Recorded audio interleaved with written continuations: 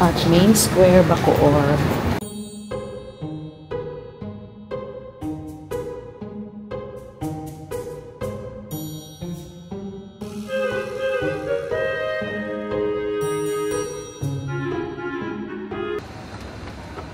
Tadaan! It's automatic escalator.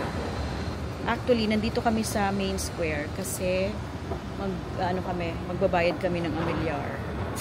Para ma-avail namin ng 20% discount. Nandito siya sa second floor. SD card application, merong NBI. What's in here? Ito na yata. This is the extension ng City Treasury of Bacoor Government Center, kaya pwede rin magbayad dito.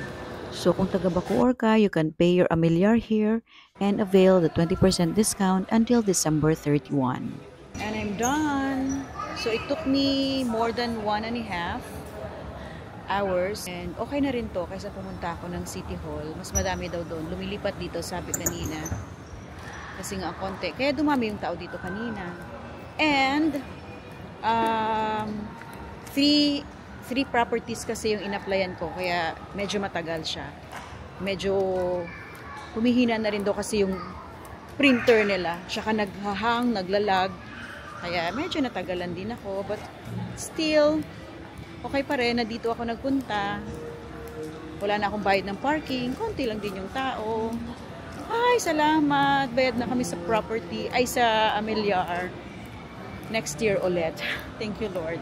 I'm hungry. It's already time check. It's already 5:45. Kain kaya muna tayo, no? OMG, what is this?